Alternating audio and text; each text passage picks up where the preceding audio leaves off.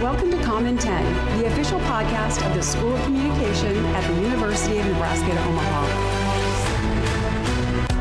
Omaha. We bring you a fast-paced 10-minute spotlight on the voices, stories, and projects shaping journalism, media, and communication on our campus. 10 minutes, one story, all Maverick. Hi, welcome to Comm 10. I'm your host, Dr. Heather Hundley. And I'm Jodine Brownlee.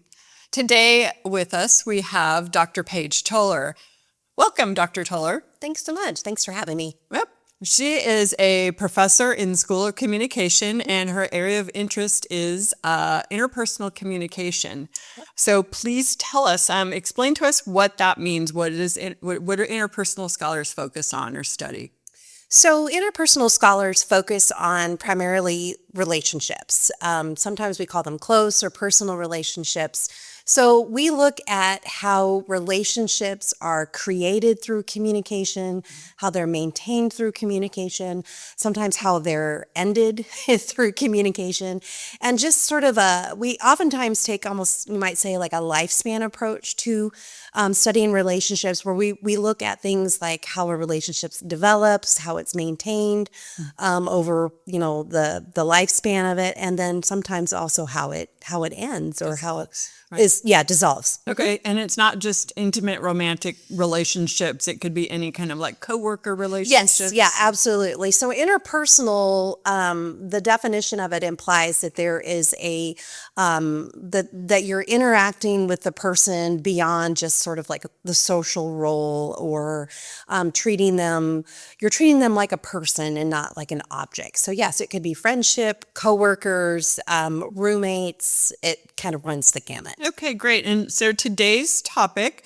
might not be the most uplifting, but it's very important to talk about, is grief and loss. Mm-hmm. So how does grief and loss connect into interpersonal relationships? Well, so like I just mentioned a minute ago, all relationships end in some way. Mm-hmm. I tell that to my students in class, and that, they kind of pause and they go, oh, that's right. Because let's take, for example, a marriage. A marriage either ends in divorce or one of the spouses dies. So there is an ending to all relationships, friendships, dating, and so on. And so grief is a part of that, because grief is, of course, internal and external. So grief is internal in terms of the emotions that we experience, the depression that we might have, the reorienting ourselves sort of mentally to living life without that person. But grief is also external. Mm-hmm. And it's external in how we seek support from others. It's external in how we, again, express emotion, whether it's through crying, through rituals, and so forth. So it is a part of interpersonal.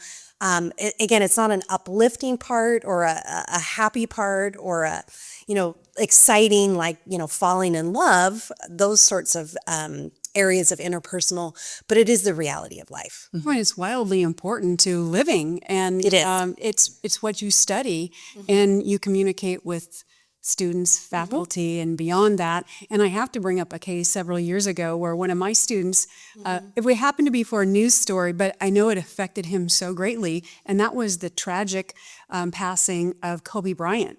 Oh, right. And this sort of collective grief that folks share now because of social media. Mm-hmm. How have you learned to be able to bring that into your research? Social media in particular? So a lot of my earlier research on grief was really sort of pre-social media, so I haven't done as much of that as I would like. I did do a study with a former colleague who was at UNO a number of years ago. Her name was Lynette Leonard. And there was a social media site called My Death Space.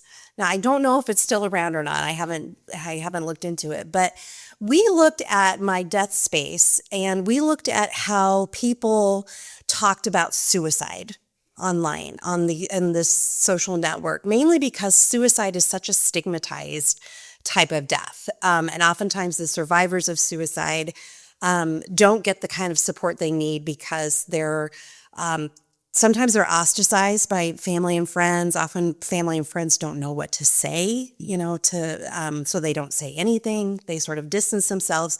And so we did look at that website to see like how people talked about suicide. And what we found was disappointing and surprising. What we found, at least in this particular website, wasn't that posters were, expressing like condolences or, like sort of a, we know what it's like, my friend committed suicide too, and, I'm with you, and that it was a lot of judgment. Actually, it was a lot of judgment towards the person who had taken their life. That's interesting. Yeah. And it's like, shame on you, you look what you did to your No wonder family. it's stigmatized, Yes. Yeah. It was very disturbing. Yeah. And grief has been an emotion, I mean, as long as humanity has been, existent. So Yes. I think across mediums and technology, it still has a core. And I know sending students to you, not only as the expert in this, but also to be able to allow them an outlet. I think that's powerful. Well, we've been talking a lot about death, and that's often connected with grief and loss. But there's other kinds of loss. So like loss of a job. I realized when I was sick that I was actually grieving because I was grieving the loss of my health. Yes. And so talk about maybe some of these other kinds of loss. Absolutely. I've heard of these types of losses as, deaths with little d's. In other words, the big D death is, of course, when we pass from this life, right? But yeah, there's all kinds of smaller deaths that we experience throughout our lifetime. That can be the death of or the loss of a job, like you said. It can be a breakup, a romantic And the loss of a relationship. car or something like Yeah. that. I love that really. Exactly. Or, like you said, the loss of health, even life transitions bring with them grief and loss in a way.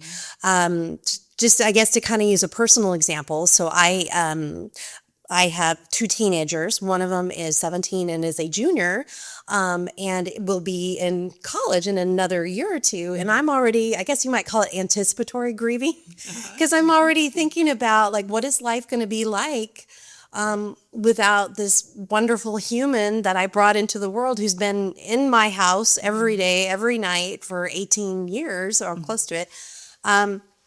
We are going to have to create a new normal where we have, grown children who no longer live at home. Right. He'll need you in different ways. Yes. And that's a loss of how he's needed you for 18 years. Exactly. And especially if you're kind of the type of person that you maybe, for me, I really enjoyed mothering, right? I really enjoyed when my kids were little. It's a transition. It's a loss that has to happen. And sometimes for him to have a normal adult life. That's right. Yeah. And it can be sort of TikTokified, if that's even a word, but made to look this glamorous thing on TikTok. And that's where I think we still need to allow ourselves that moment and those times to grieve and acknowledge it. And what is your favorite thing about studying grief and loss in interpersonal communication? Real quick, we're just backing up here. So my dissertation research, so the research I did to earn my PhD, was on parental bereavement. So it was on how do, particularly married couples, how did losing a child affect their relationship? And how did they talk about that? Wow. And as you can imagine, that was beyond devastating. And is considered, losing a child is considered to be one of like the most awful, horrible, it's every parent's nightmare kind of thing. What I learned from that, though, as awful as it was, I was continuously amazed and struck by how resilient these individuals were. I mean, many of them came from just incredible loss and devastation and despair to living not the same, right? They were profoundly different people, but also embracing life, reaching out to others to try to like help them through loss as well. And so just the power of the human spirit is just absolutely mind-blowing. And I would not have really seen that firsthand if I hadn't talked to these parents who had gone through literally hell. Nice. Nice. Thank you so much. And thank you for being with us today in Common 10. If you're experiencing any kind of grief or loss, please reach out to counseling services, whether you're student, faculty, or staff at UNO, or you can seek private counseling in the community. Join us on our social media, School of Comm at UNO, and we'll see you next time. Thank you.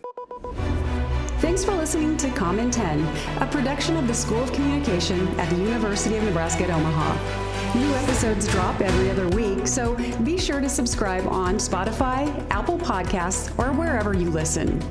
And don't forget to follow the School of Communication on Instagram, TikTok, Facebook, and YouTube for the latest episodes and behind-the-scene updates.